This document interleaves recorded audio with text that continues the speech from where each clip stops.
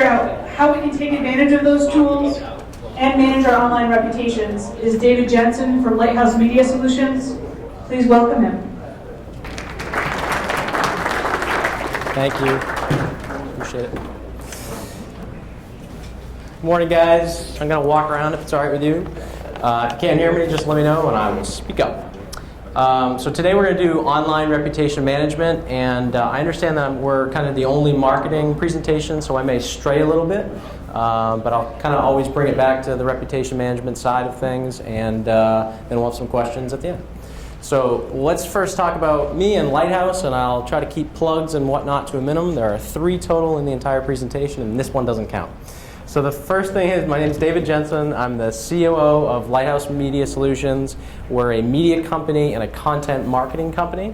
We publish local magazines, New England based. We also own NewEnglandBoating.com and the New England Boating television show.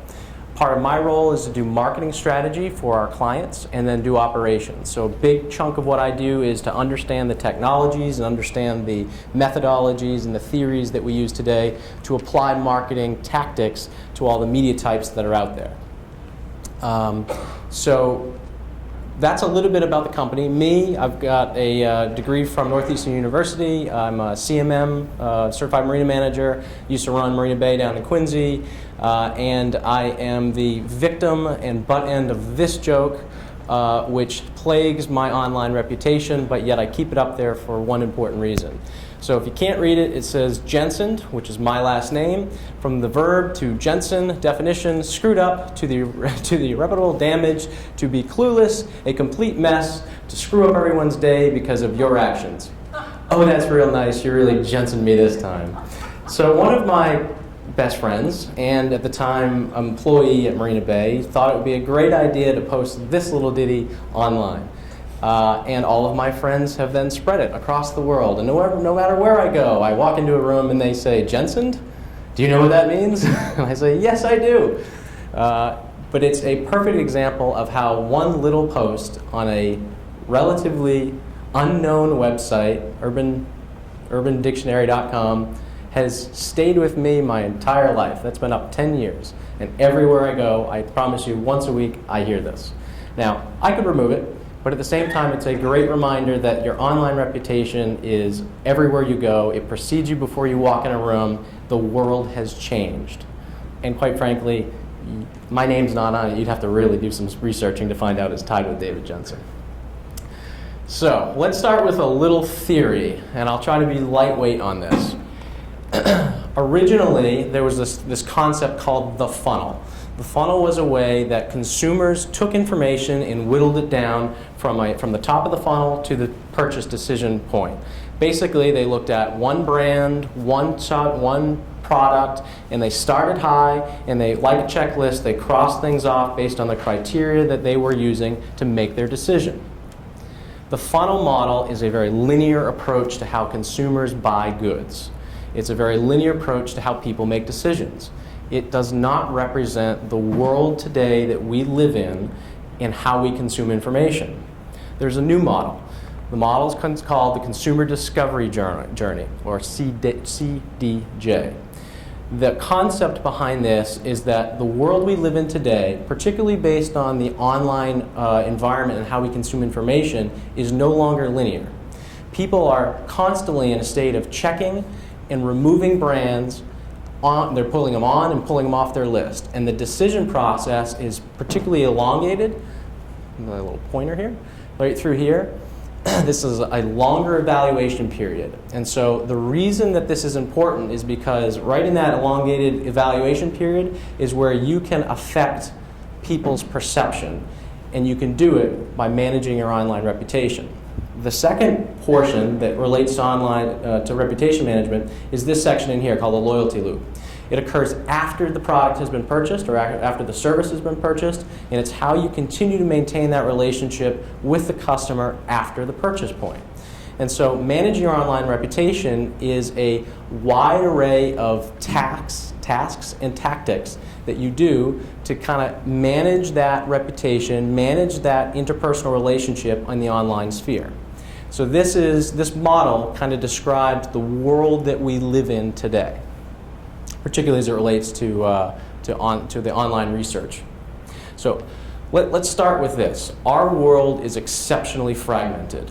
There is so much technology, so much media, so much information out there that consumers are innately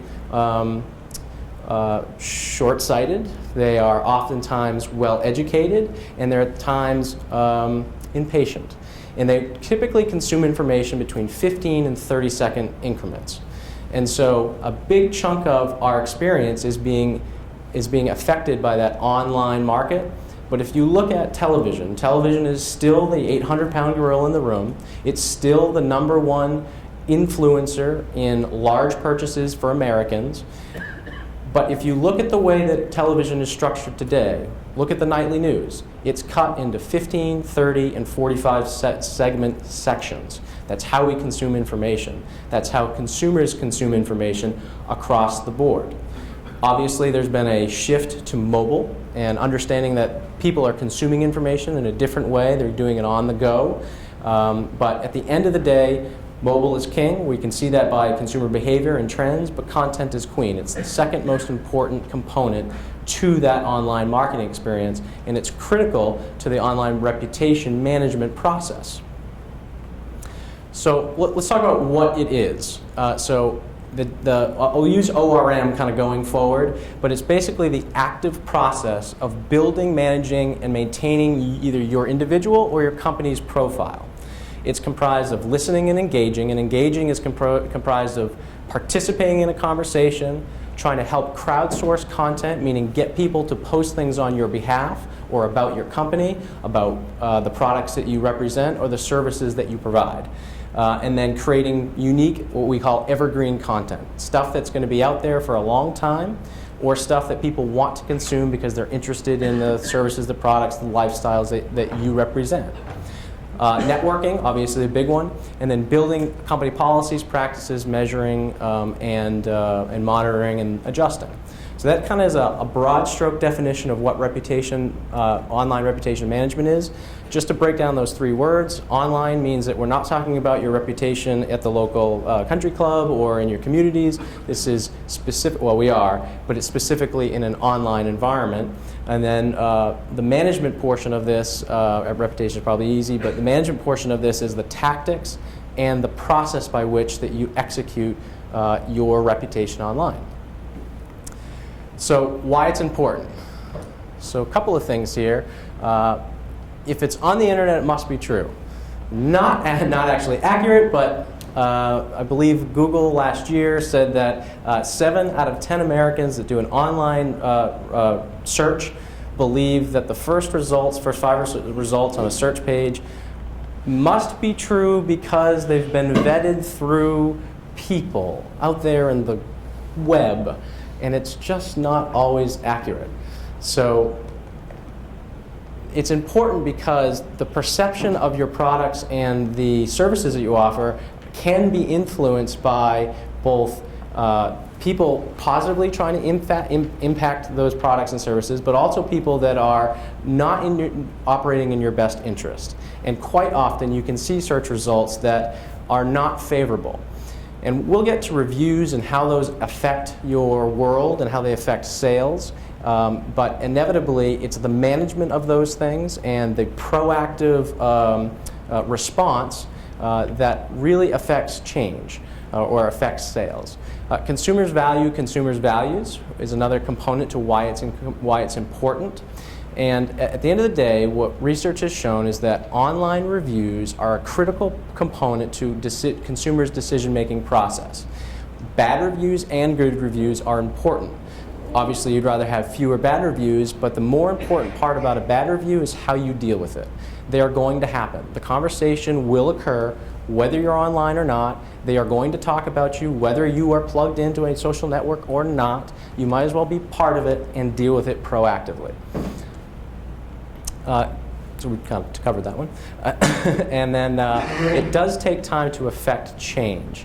I think the #1 thing that we deal with is that Most people get a bad review or they have a bad write-up, and the first response is, how do we get it out of there? And I need to do it yesterday. And the reality is that once it hits the internet, it's up there, probably for the rest of your life. And so it's very challenging to remove something, not to mention that it's socially not accepted to remove something unless it's really grossly out of a line. What you really can do is you can move it down in the search results. We'll come back to that in a little bit. So the first question that everybody in the room should ask themselves is, which state is your online reputation in? It's generally going to be in one of these three things. It's either active, inactive, or invisible. Active is good. You're producing content. You're participating in a conversation. You're talking to people. You're networking. The information that you are producing is being shared across the internet. You're a thought leader. If you're inactive, you're not connecting with people, you're not producing content, or the content that you are producing is bad, and bad can be defined as a very broad stroke as either not something people are interested in or inaccurate. People generally say negative things about you, and so that one is the one that's a little touchy and a little scary to people.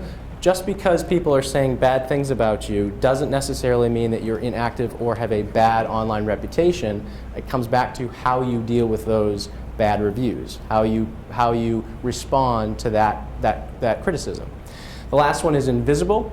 It's not quite as bad as inactive, but the problem that I see for inactive profiles, particularly from a company standpoint, is you are leaving a major opportunity open for your competition. They can build a stronger reputation. They can flood the search results sphere, and they can affect sales and affect change by being there before you are. And so it's really important that you activate some level of social reputation, social online program.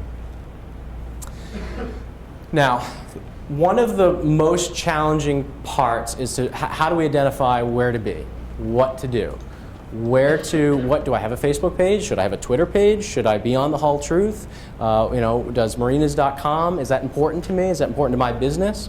The first thing that I recommend you do is spend a little bit of time, use some common sense, and start Googling yourself. Not yourself, but your business.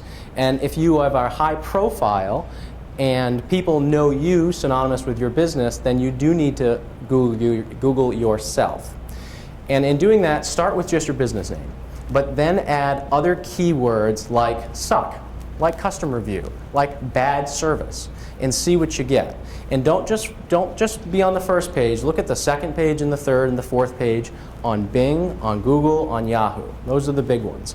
But do some search results, because you'll see that most of you in this room probably have a Yelp review.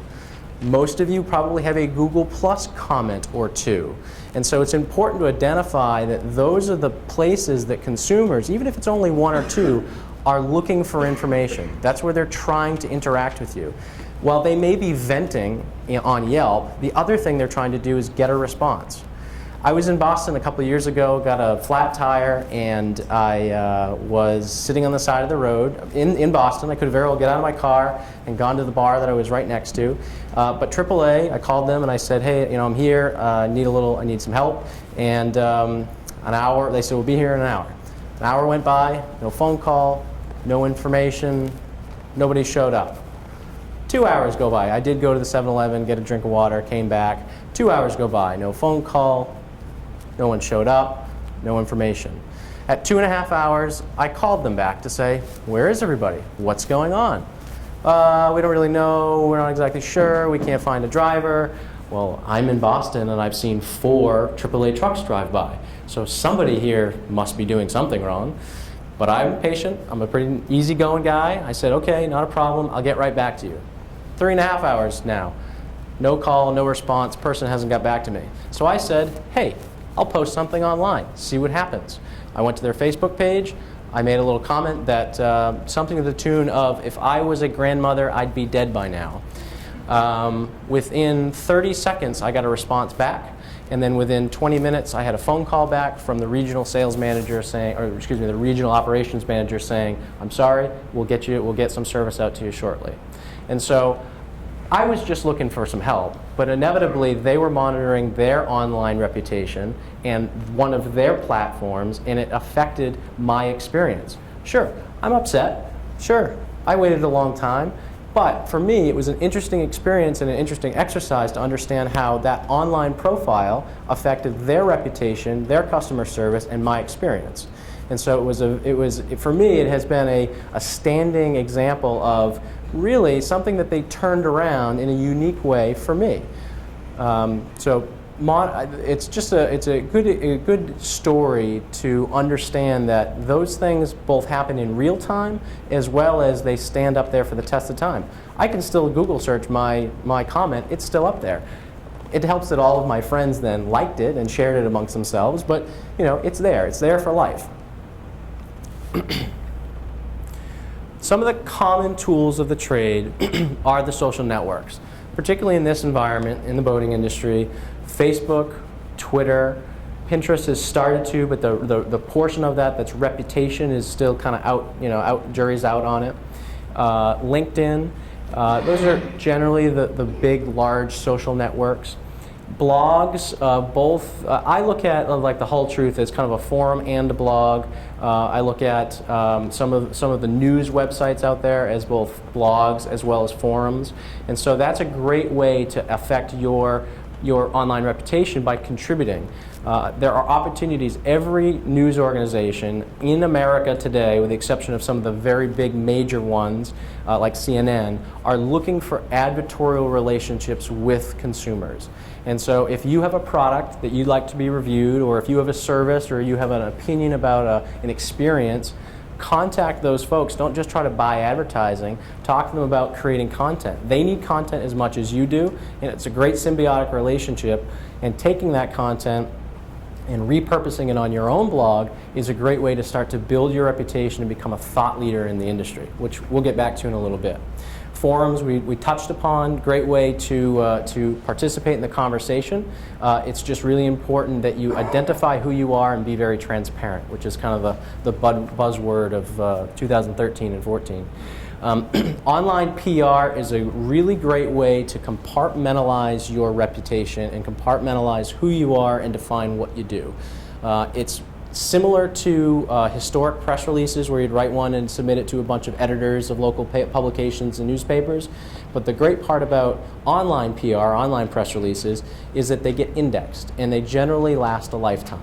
And so you make an investment of $500 or $700 one time to write and to post a press release about an event, about a service, about a major change in your organization. It's going to stay up there for a very long time, and it is going to show up when someone does a search about your company, product, or service.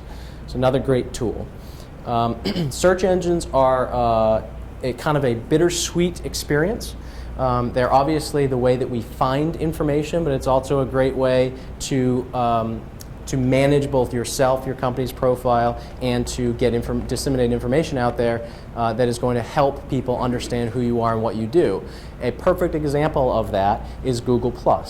Google is a search engine, but they realized that everybody in the world was basically using Google. So they said, hey, Facebook's doing it, why don't we? And so they converted millions of people overnight to have a Google+ profile page.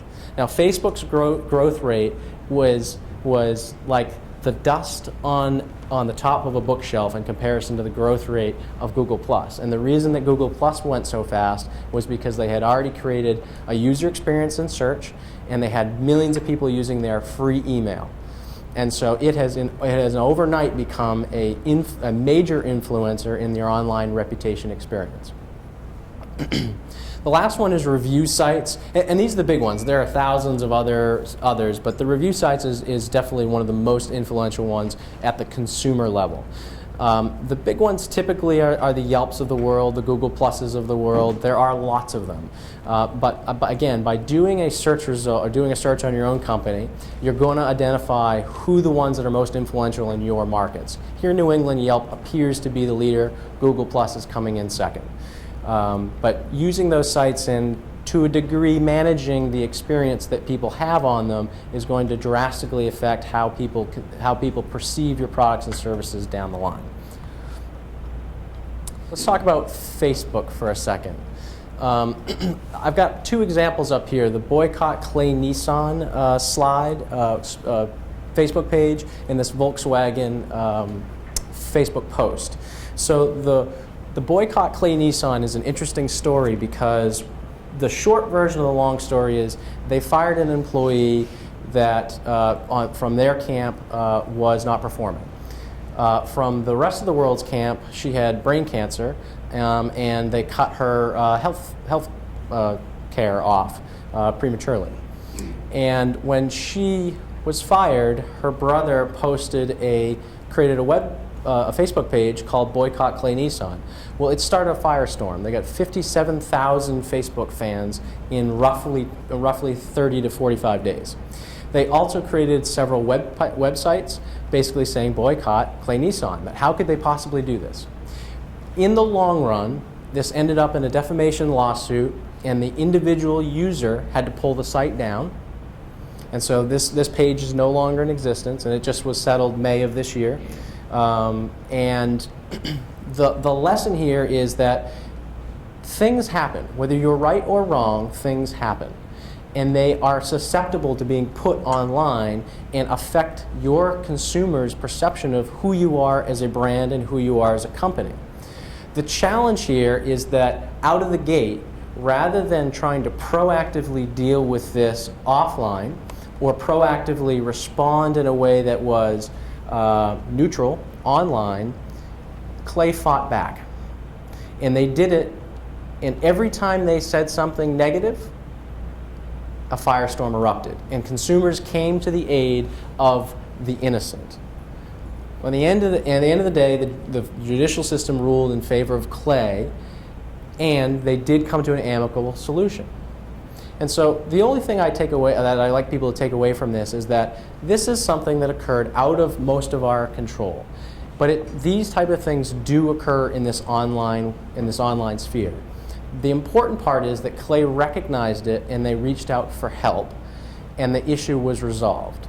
That's not to say that it didn't affect sales. They attributed about $1.5 million of a negative effect to sales over the course of about 12 to 18 months that this occurred. So it's important that had they not known about it, or had they not proactively then tried to resolve the problem, it could have resulted in a much greater issue. Another example here is Volkswagen. Volkswagen posted around the New Year's of 2012 a comment on their page that said, "What would you like to see us do more in the new year?" And Greenpeace took it as an opportunity to rally the troops and say, hey, these guys have really bad environmental policies. Please come out and and tell them that you'd like to see change. Well, what Volkswagen did first was they started responding negatively and denying what occurred. And then somebody got the bright idea to start removing comments because they didn't agree with them.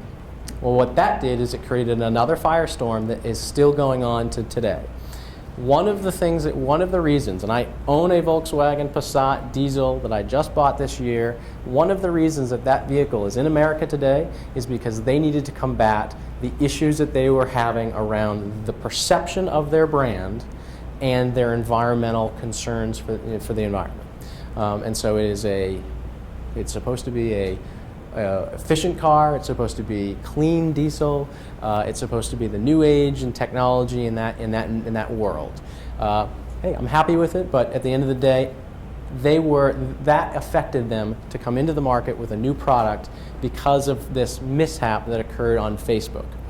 And so again, the important lesson here, the most important lesson is the Facebook experience is not about hiding things. It's about transparency. If somebody says something that is truly wrong, that is truly offensive, there are other means to manage it. Facebook has policies, there's a legal system to deal with it, but your best method is to bury it. The best thing you can do is generate more content, generate more posts, generate more conversation, so those comments get pushed all the way down to the page, or off the page, or to the 5th page, or the 7th page. Because most Google searches end at page 3. Most people don't go beyond the 3rd page. And most of us really want the content that's on the 1st page. these are some of my favorites on the Twitter world. I'm going to jump down and talk about Pound Cairo. Actually, I'm going to start with Entenmann's because it's one of my favorites. Who's Pound not guilty about eating all the tasty treats they want? It seems harmless, except that it came out on the day that the Anthony, why am I drawing a blank?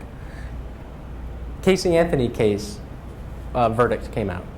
And so they took, a cookie company, took an enormous amount of heat for being insensitive and for taking a political stance for an otherwise tame post. And so being cognizant of the world around you as you're participating in the social online experience is an important part of participation in the online experience. And so I know it feels, particularly for people that don't post or don't use Twitter or don't use Facebook a lot, it feels like, oh, not only do I have to do this, but I have to be cognizant of the world around you. Well, you do. You can't just walk out and give your opinion to any old Joe, the guy that's coming in to buy a boat into your dealership, and tell him what your beliefs are on the political environment of today, because you potentially are isolating 50% of every person that walks through your door. It's just not a good idea. And when you make posts online, whether it be Facebook or Twitter or writing a blog, you have to be cognizant of the audience you're talking to. And so as an example, you have to be, this Entenmann's post didn't take into account the things that were going on in the world around them. Another great one is Pound Motor City. I find it ironic, it's the bottom right corner, I find it ironic that Detroit is known as the Pound Motor City, and yet no one here knows how to effing drive. That came from the company you think it came from, Chrysler. It was taken down in 31 minutes. It had somewhere around the vicinity of 1.4 million views. It gained them an enormous amount of heat, and the company that they had working for them was fired 45 minutes after the post was taken down. And so what you say and how you say it is just as important as saying it.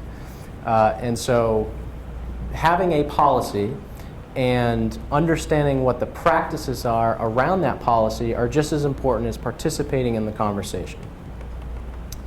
So let's talk a little strategy. I'm reusing the graphic on the right because for the most part, everyone in this room can use this strategy and use these components to build and manage your online reputation. The first thing I always recommend is talking about engagement policies or practices.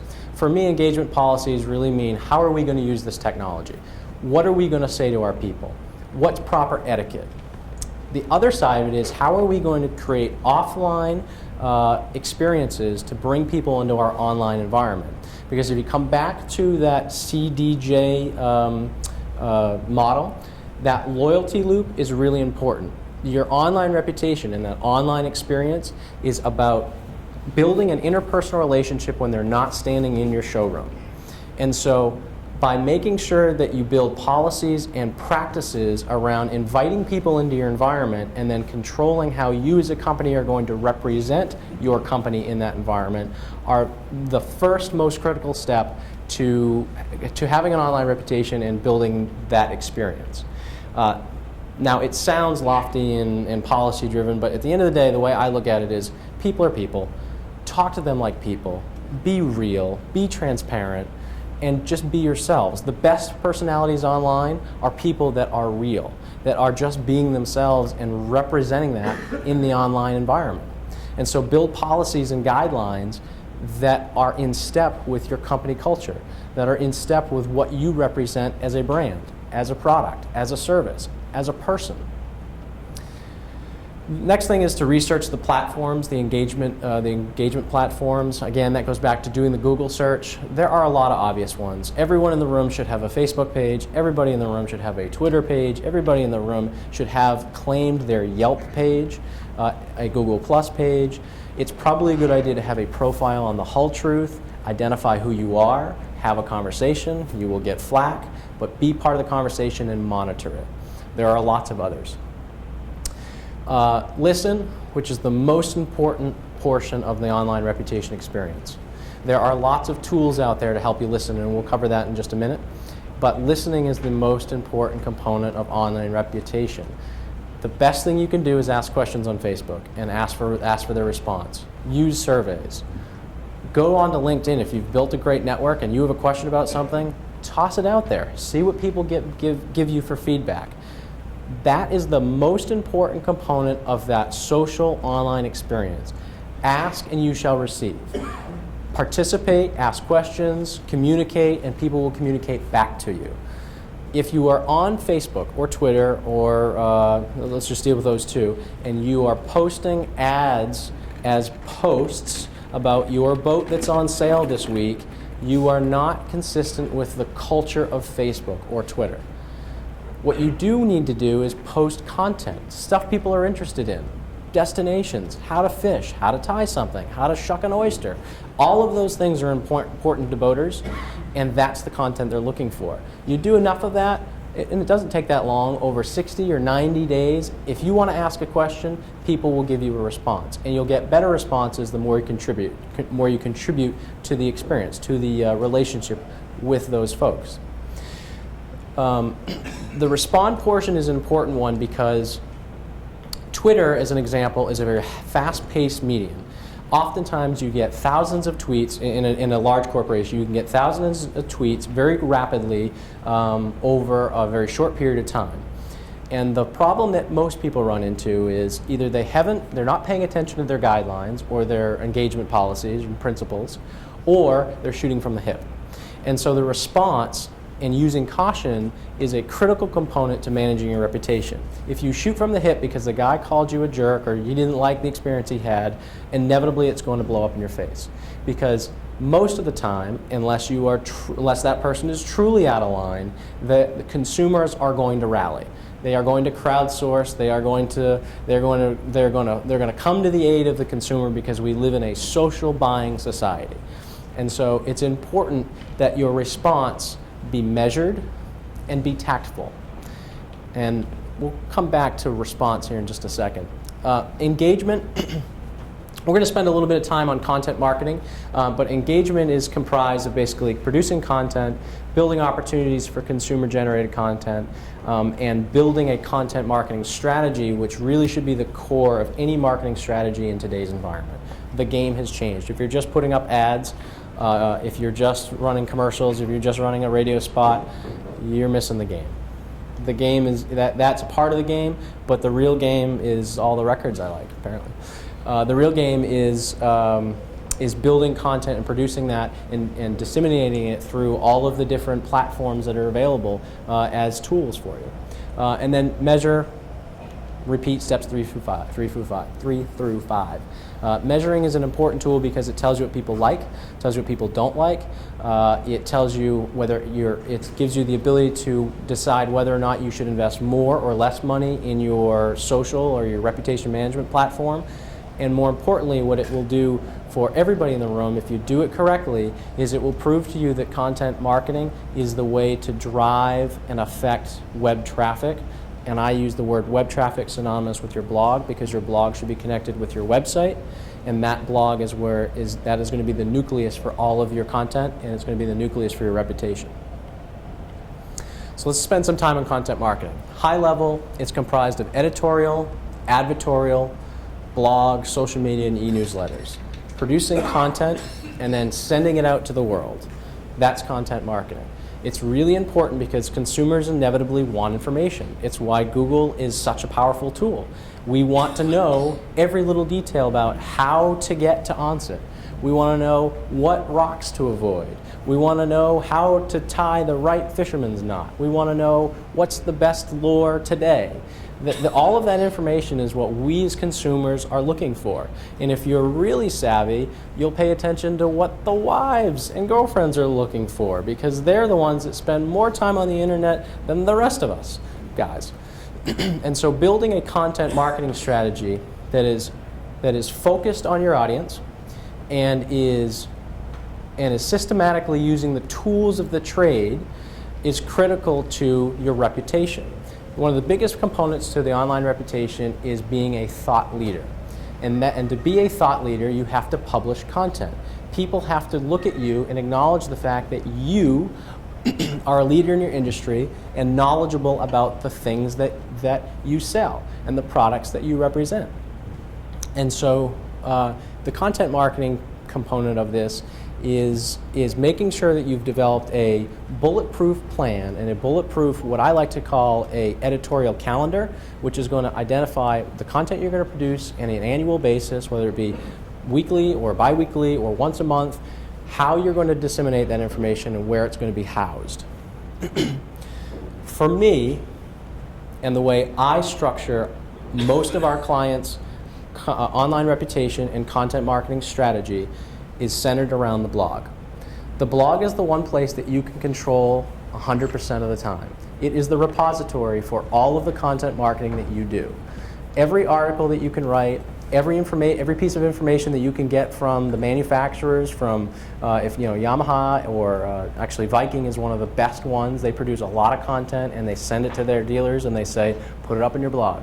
And so the more of that information that you can collect and put into your blog, and then use the tools of social media and other networks to get that message out there, the stronger thought leader you will become. It also is the best way to drive traffic to your website, which inevitably results in sales. And so if you connect your blog to your website and you produce lots of content, consumers will see that content on Facebook, on Twitter, on LinkedIn, when they do a Google search. That will drive them to the blog, and then if you do a good job of then creating touch points or conversion points, that will drive them into the blog. It should be just a component of your website that will drive them into the sales elements of your site. The only other thing I'd say about content is that it needs to educate and or entertain. Content that is sales oriented is not the stuff they're looking for. If you do a Google search result on just about any subject, what you will find, the things that rank the best overall are things that are lifestyle oriented. They are things that we want to know about as an experiential part of boating.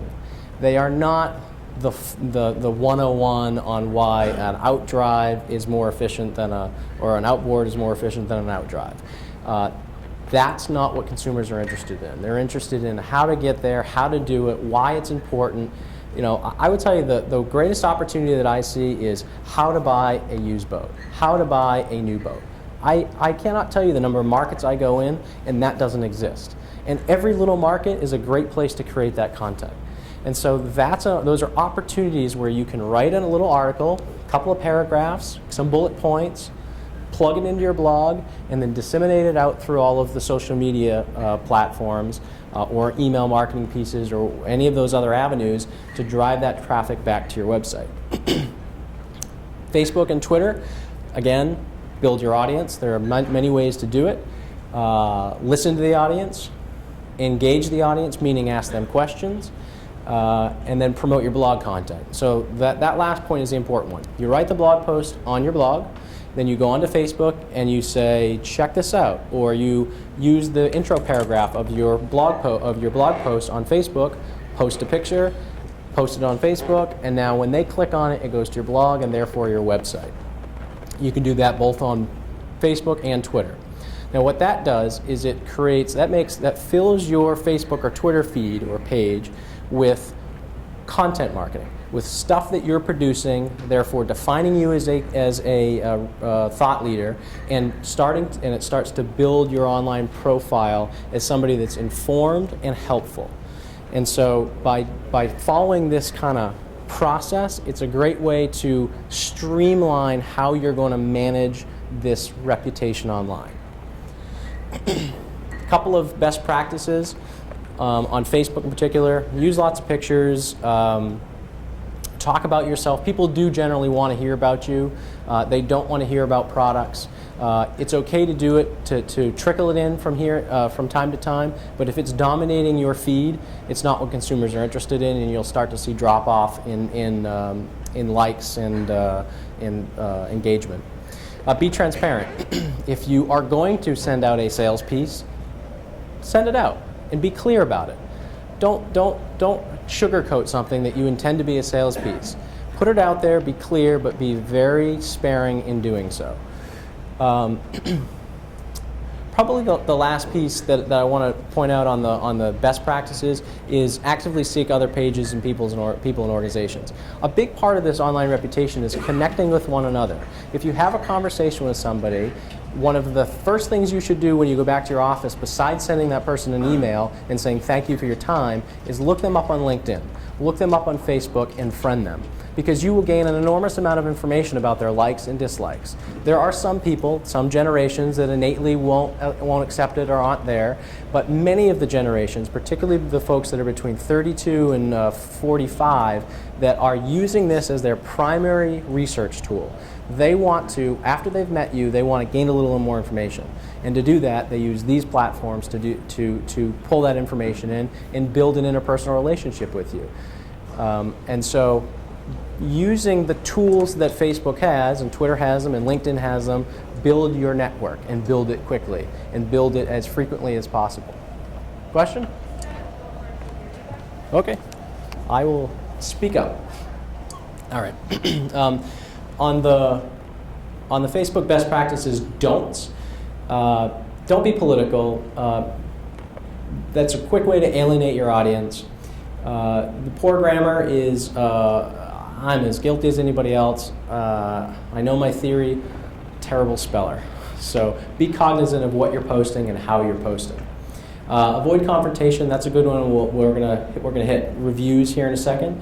Try to take those confrontations offline. Some people won't allow you to do it, and so you need to stay neutral and give them opportunities to resolve, to talk with you either offline in a different environment that is still online but that is controlled. But inevitably, what you're trying to do is downgrade the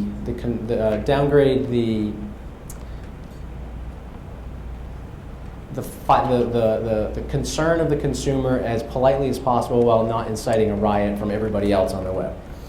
So the other one that I do see often that I do want to point out is post on other people's posts telling them to view your page or post.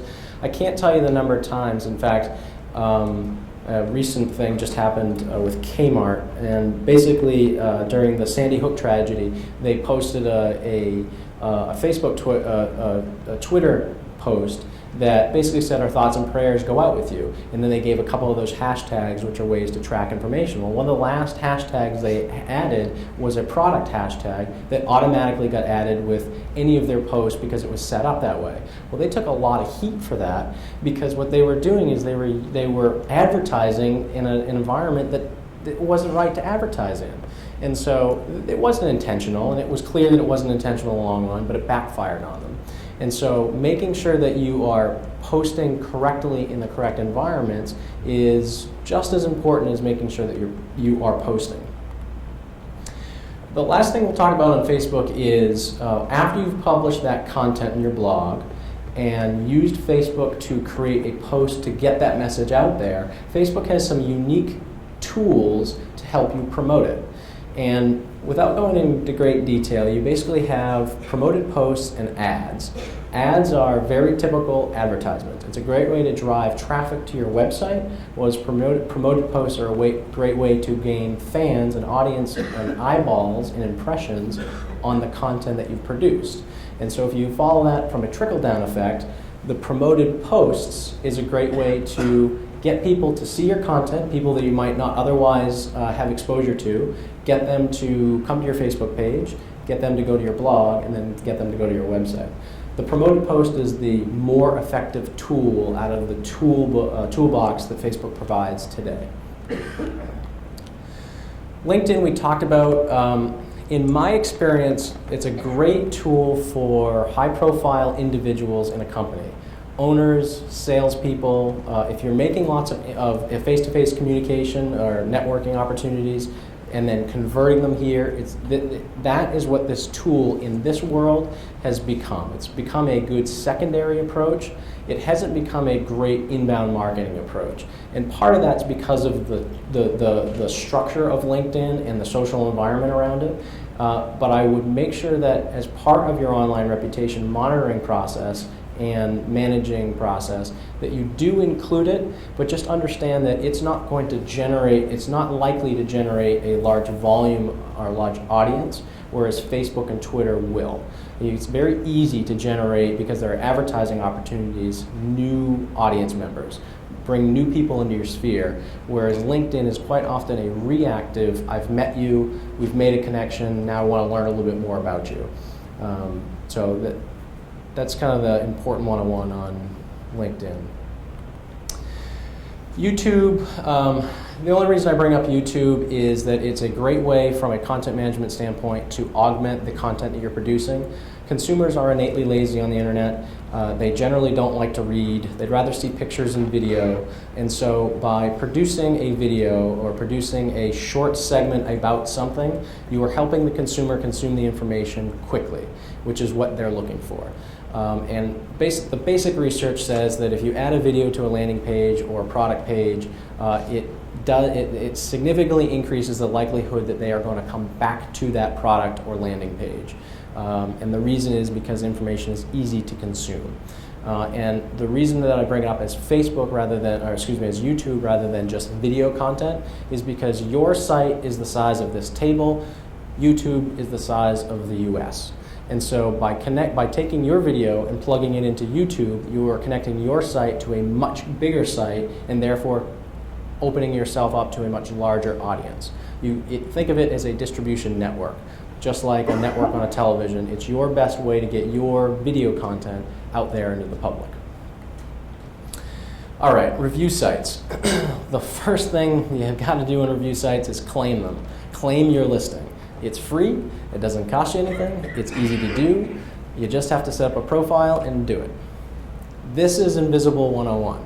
If you don't have these two claimed, you are leaving the door open for your competition to outpace you and to increase their results in the search environment, but you're also increasing the risk that your profile will get hijacked. It's probably one of the newest trends in the online reputation management or online reputation experience, and it's happening more frequently because these profiles are not claimed, and they are relatively easy to claim.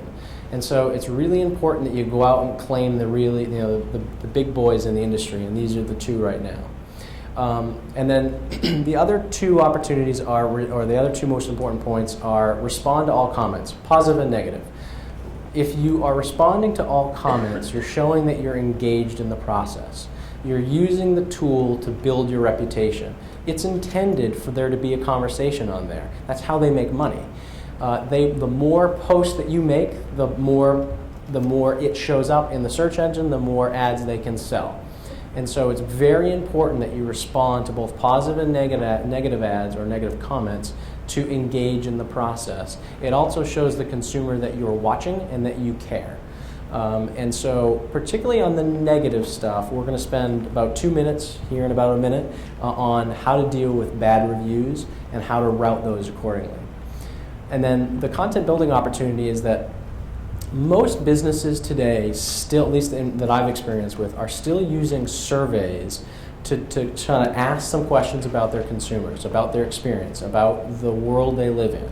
And I understand that there are certain surveys that need to be completed for OEM and manufacturer reasons, but your business, part of that whole process needs to be to build your reputation and to build some content, some indexable search engine optimizational content on the web. And to do that, you can use these tools. You can send them a link that says, write me a write-up.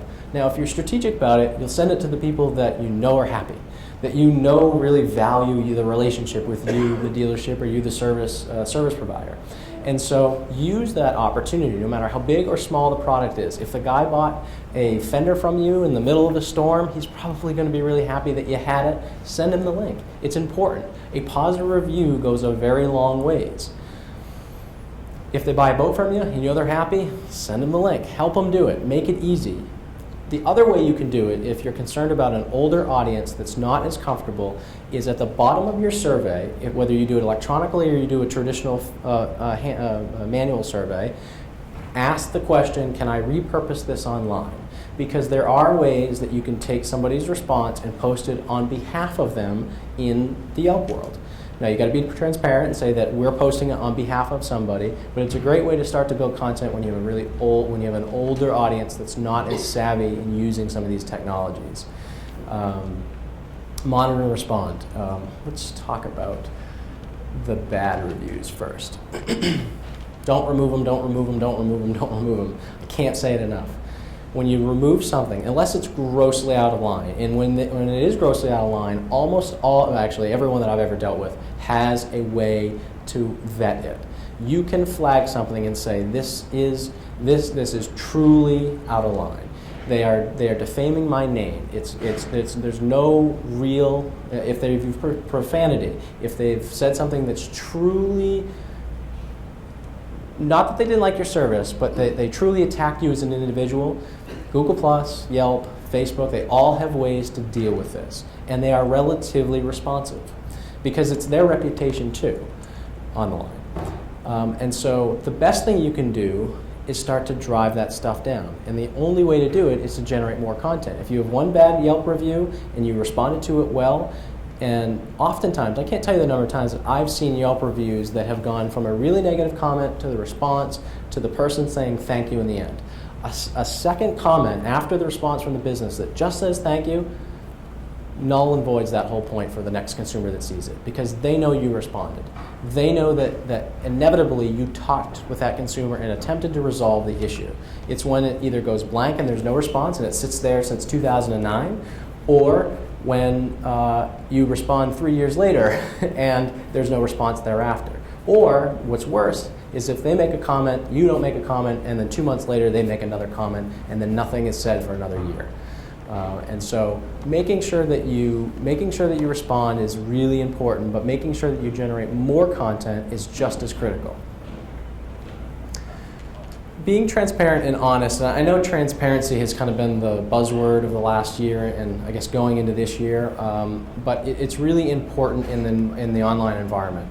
The expectation is that you tell people who you are and what your intentions are. If you try to be subversive and you try to, a classic example is people used to try to write reviews and inject them into their Yelp review, meaning people that own the company. Well, the problem is as soon as somebody recognizes that that's you through somehow, and they do eventually, you lose your reputation, or rather you gain a really negative reputation. And there is no coming back from that, because that will haunt you for the rest of your days online.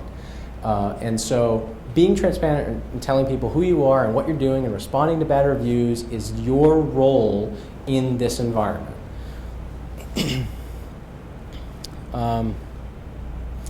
Try to take them offline. A good example of this is if they, no matter what the response is, no matter what the comment is, don't try to resolve the issue in that environment. What you want to do is you want to say, I'm sorry that this occurred. I would really love the opportunity to speak with you. Here's my number, here's my email, here's the other method of communication. I'm available from 8 a.m. to midnight, call me anytime. That's the right response for a lot of the things that occur online. Some of the tacit ones, some of the easy ones, you'll recognize them the more you do this. And those are the ones that you can use as conversion opportunities to resolve online and then follow up thereafter. The next part of taking it offline is taking it back online once it's resolved. Once it's resolved, make sure that you make a post after that person's comment that said, thank you for your time, I hope we resolved it, I appreciate you bringing this to my attention. That level of communication is what the next consumer is interested in their decision-making process. And I can't tell you the number of times where I've looked at a hotel and gone, I wonder if I should stay here, read a couple of reviews, and I see that they took it offline, but then I don't know what the resolution is. Well, the fact that it had bed bugs really concerns me, so I really would like to know what the resolution is on that one. And so I choose not to do business with them. So bring the comment and the bad experience to a resolution as much as possible. All right, let's talk about listening tools. We're kind of getting to the end here. There are a bunch of different listening tools out there. Software as a service is kind of the newest trend online. Track UR, Ranker UR, and The best two, Ranker UR is the most cost-effective for a small business. It's a great way to monitor social networks, to monitor blogs. Basically, the more granular you want to get, the more expensive it's going to get. And so if you want to monitor the whole truth and you want to monitor every blog out there, it's going to get expensive. But if you want to find one way to monitor your social profiles, to monitor some general content, those two are some of the best. The other one I would use is Google Alerts. Everybody in the room should be doing this. You should have a Google alert about your business. It's free, it emails you, and it is the best and fastest way to identify a really major problem online relatively quickly. Generally, there's about a 24 to 48 hour delay between when something goes up online and when you'll get an email back from Google. My shameless plug, number two, I skipped the first one, is Invest in America. We're a local company. We have staff that does this. There are lots of other companies out in the world that do this. They can make it affordable. It's scalable. You can decide how much you want to do, and talk with us. We'll help you get through it. We do this every day. And then an internal watchdog, which is one of my favorites because it truly is the best way to do it. If you have somebody in your company, in your family, in your organization that can truly monitor and react and follow a set of policies and procedures and guidelines, it's a great way to manage your reputation. Now, one word to the wise. Your 13-year-old daughter shouldn't be managing your multi-million-dollar reputation because she doesn't have the experience or understanding yet to do that. And so maybe he or she can monitor things and help you understand that world, but allowing them to be the one that responds to a really critical situation, not a good idea.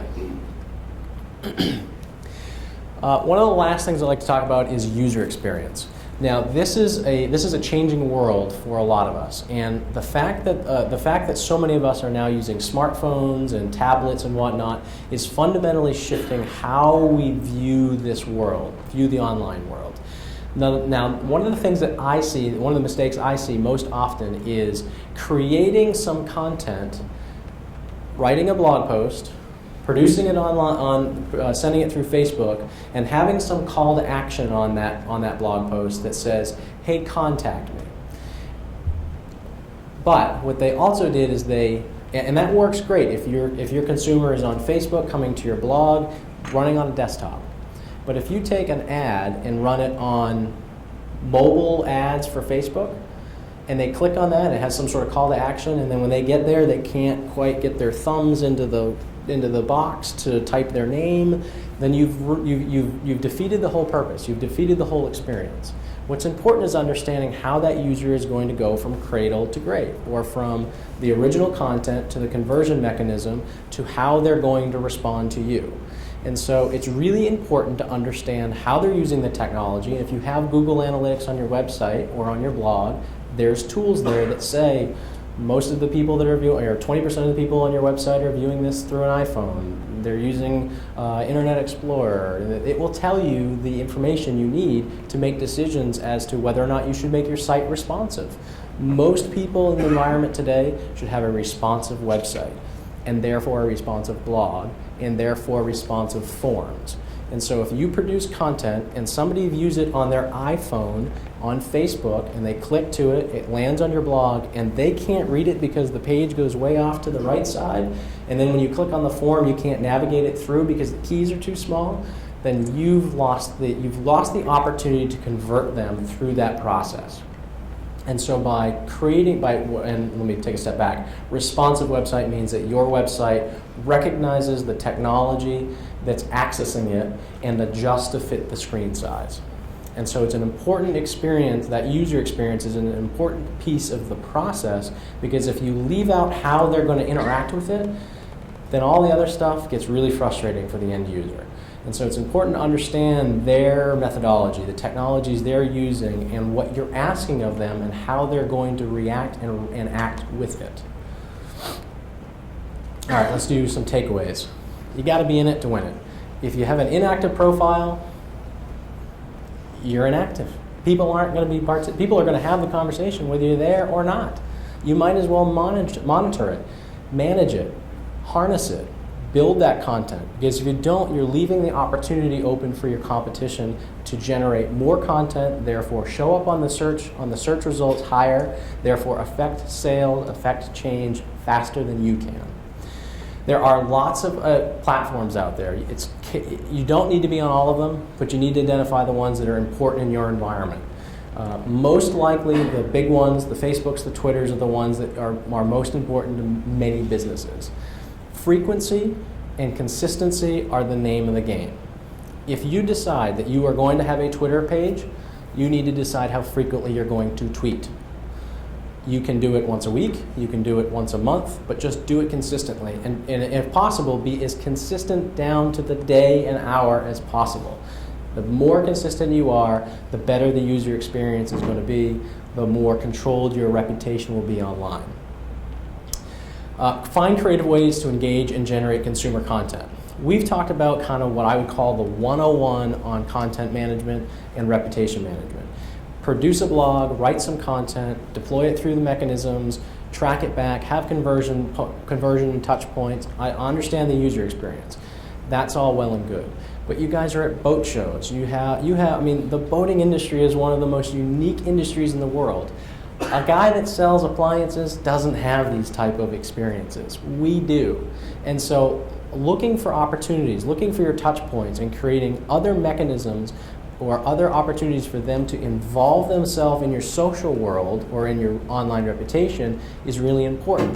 And leveraging those events and the sales opportunities and the relationships you have with customers and the stories and the trips that you take and the rendezvous are all a great way to differentiate yourself from your competition online. Develop listening process, develop engagement policies, and develop content marketing. That's all the stuff that happens right at the beginning. It's when you spend a day thinking about what you're going to do, what your goals are, figuring out what you want to say, how you want to say it, and then figuring out how you're going to monetize this or at least understand the cost structure behind it on a go-forward basis. Those are some of the most important takeaways to get started. Consider the user experience.